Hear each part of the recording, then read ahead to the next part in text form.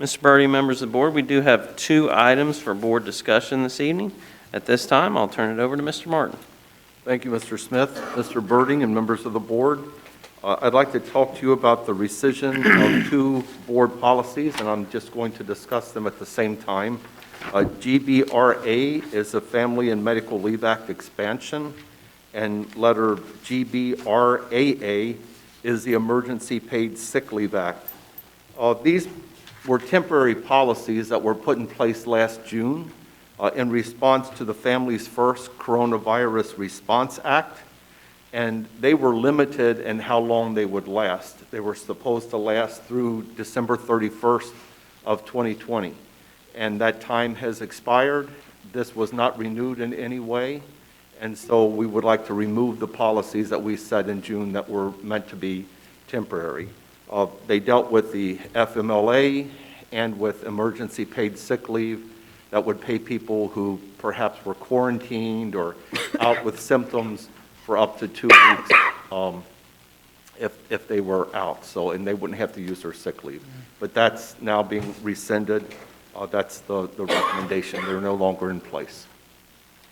Any questions about either of those? Any questions for Mr. Martin?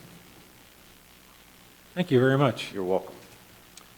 All right, our next item for board discussion is in regard to our EL tutor needs. At this time, I'll turn it over to Mrs. Aug. Thank you, Mr. Smith. Mr. Birding, members of the board, I have one item for board discussion tonight that relates to the need for additional tutor support for English learners. A few years ago, the board approved staffing guidelines which included suggested tutor-to-student ratios for PK to 5 at 1 tutor for every 50 students, and for grades 6 through 12, 1 tutor for every 15 students. We currently have the following needs. At South Elementary, the number of EL students has increased to 75, so I'm recommending the addition of a half-time tutor for our students there.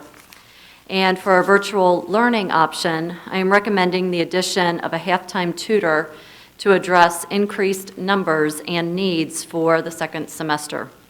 Additional needs for second semester include the state's requirement to administer the OELPA, which is an exam, a state test, to all students, even those who are learning remotely or virtually.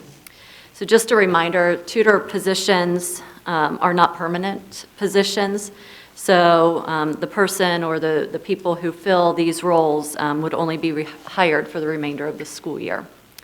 That is my item for board discussion this evening. Are there any questions? Questions for Mrs. Aug? And what do you need from us? Just an okay to go ahead and pursue it, and then Yes. they'll be on our agenda later for approval of the hire, correct? Yes. Okay. I think it's a need that we have to have. I think we should Yeah. move forward. Okay. Yes, I do have a quick question. So is there anybody in mind you'll post and take application for that? Right, yeah, we'll take applications and go through an interview process, and, right now I can't even say, I don't know if we'll hire a person for each half-time position, or if we'd be lucky enough to find someone who might be willing to split their time, but we'll post and then interview for that. Excellent. Okay. Well, thank you very much, Mrs. Aug. Thank you.